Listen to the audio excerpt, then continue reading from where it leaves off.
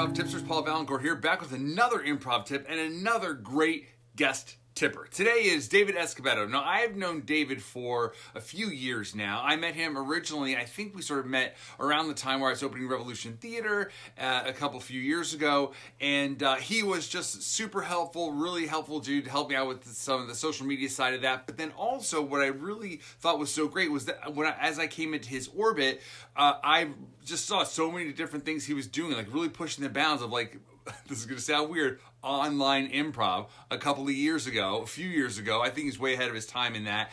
But and what I like about David is basically that. He's always trying something different, always sort of putting some new different content out there, trying different angles to spread improv or to talk about improv. And I really, really dig that about him. But the thing that sort of I think is the through line for all of his, all the different things that he does is the idea of community.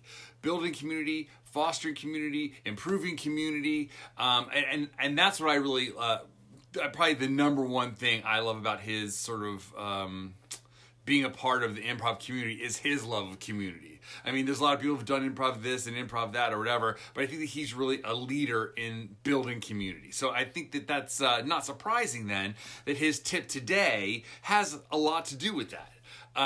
He has about 1 million links to all his different social medias. They are ding ding down below, so please check those out. But in the meantime, please sit back, relax, and enjoy this tip from David Escobedo.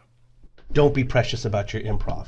Here's what I mean by that. When you first start doing improv, you start developing these mechanisms or these techniques to eliminate the amount of failure you experience when you perform. So some of these techniques or mechanisms are cast. You cast people that are like-minded, that are similar to you, that have a similar philosophy or playing style, right? The second thing is you rehearse, which is not a bad thing. I'm not saying these are bad things. You rehearse to get to know each other's language, what kind of style this person is, what the kind of jokes this person makes. Then you have a format. Now this format, you don't have to always stick to this format, but you've decided this format yields the best number of shows and allows us to tell the story or get the most laughs or make the audience draw in. Then you promote it. You set up expectations. You might promote in the advertising or the Facebook post. Here's the school that we're performing at. Here's this format we're doing, or here's the genre we're performing at. If you like slow, dramatic improv, or if you like fast-paced, funny improv, you're going to set up expectations. And then prior to that, you're going to train. You're going to take workshops, hopefully. You're going to develop a toolbox, right? So that when scenes happen, and things seems to be going slow, you can develop these skills. Now, these are all mechanisms, techniques, habits, behaviors, whatever you want to call them, to eliminate the number of bad shows we do, so that more and more you have a higher percentage of good shows, right? Cool. But don't be precious about your improv. You want to be generous about your improv. Now, when I say this, what I ultimately mean is that don't put your improv on a pedestal, because this causes issues, right? Here's some of the reasons it causes issues. You start being very defensive. If someone gives you a criticism, or you hear a criticism, or you get a note from a coach, or one of your friends says, I couldn't hear you from the back or whatever, you start like, this is my improv. This is my art form, right? No. Stop doing that. Another thing it leads to is tribalism. Those people don't do my style of improv. Those people don't go to my school. This is my philosophy of improv. I only like to do this genuine, grounded style of improv. It leads to tribalism, and it leads to competition within a community. It also leads to, here we go, lack of diversity, because then you're only interested in doing improv with people that are similar philosophy, similar skills, similar technique, and similar experience level than you. And let me tell you, that's not a lot of diversity. That's what leads to lack of diversity on stage. It also leads to lack of evolution, because you're aiming for one certain point and you're saying everything else that doesn't meet this definition of improv, I'm going to throw away. And if you're open, if you're more generous with your improv and you're not like, this is my one diamond value, we should always find improv rewarding. We should always find improv valuable.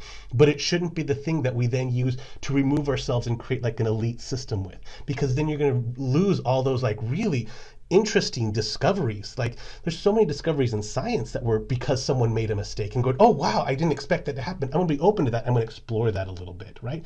So it also creates, if you're precious with your improv, Gollum from Lord of the Rings. You know, my ring is actually Chewbacca's bandolier from Star Wars. That was a random little tidbit. I don't know why I went there. But if you're precious with it, then like you get tunnel vision and And the most powerful, the most experienced people with improv are generous with their improv. You even see it on stage, but what I'm saying is take that generosity off stage. So this leads to a lot of times I get improv teams coming to me like, how can we increase the representation of diversity on our stage? Here's what causes the problem is because people are precious with their improv. They go, this is my brand, this is my cast, this is the show we always do, and I'm not going to let that evolve. I'm not going to let that change. Oh my God. Oh my God. Oh my God. Oh my God. That thing, that improv precious idea that you're holding on to is really nothing. Have a guest perform. There is nothing wrong with going, we're gonna have these 2 people jump in with us. Okay, we're a team of 8. We're gonna have 3 of us perform, and the other 3 are gonna be people randomly from the community that we've always wanted to work with. 2 of them are gonna be experienced. 1 of them's gonna be, they've only taken 1 improv class. And it's gonna be a crazy fun show, and everyone on that team is gonna learn something from the veterans to the newbies. Even if they're from the veterans to the newbies. And you can totally do that. Hey, that doesn't appeal to you? Do a mashup team. Find another team you've always wanted to work with and say, we're all going to get together and do one show. Or pick 3 of your players, 3 of our players are going to get together and we'll do a mashup show. You could have Beer Shark Mice perform with the Maydays and just do it once. I'm not saying for the rest of your life and commit to 17 years of doing this improv show. I'm just saying don't be precious with your improv. Improv is ethereal and ephemeral, and it disappears. So do one 20-minute show like that and you will network, you will make new friends, and you'll discover more about yourself. Beer Shark Mice. You take 2 or 3 people and have the Maydays, 2 or 3 people, push them together. The Beer Days. Stealing the Show, one of my favorite teams, with the Wretched Hive, and you could push them together. Stealing the Show does like Bank Heist improv, and Wretched Hive does Star Wars improv, and you get 2 or 3 of them and mash them together, and you could have the Wretched Show, and it could be a Bank Heist in Star Wars. I don't know. Tiny Stories, I love Tiny Stories. You have Tiny Stories perform with Rocket Science Improv. I love those teams. Get 2 or 3 of them, throw them together, you have Tiny Rockets Improv. For one night, it's not going to do anything. It's not going to hurt your brand.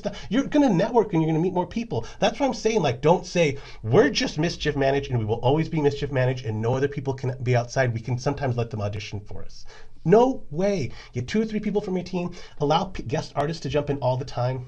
It's awesome. But being precious about your improv is also what led to a lot of like abrasion for like this online medium, because people went, here's my definition of improv. It's the herald on stage and the slow moments and da-da-da. And then when they try to shove the herald into the little screen right there, it didn't fit and they go, improv online sucks. It's because, you know what? Improv is not found in big schools.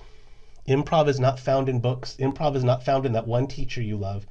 Improv is not this precious diamond that's, it used to be coal and it got pushed together and constructed into this one diamond, and that's all improv is. Improv is a set of skills you learn to communicate to another person. Support and listening and observe and give the other person gifts and make them look amazing and all that kind of stuff. It's not like the 8 o'clock house team night on a major improv school page or whatever. It's not that. Improv is a set of skills. So take your set of skills, find someone else with similar, close, whatever set of skills, and do a show with them. Don't be precious about your improv. Don't think that every show you have to do is golden because that hits your reputation. You know what hits your reputation better than being every single show is funny or imaginative? Is being someone that everyone wants to work with. Is being someone that everyone wants to work with. That's what's better. And I'm telling you, like, be someone that everybody wants to work with. So work with people. Don't be precious. Don't say this is my one way of doing improv. I think in improv, even on stage, but what I'm saying is off stage, be generous. Be generous about and with your improv, and you can literally change people's worlds. Hey friends, thanks for checking out the video, and if you want to hear a little bit more, check out one of these 2 quality videos. And if you haven't done so already, please subscribe and follow us on social media. All the links are in the description down below, and let me know what you would like to see an improv tip about. Thanks for watching.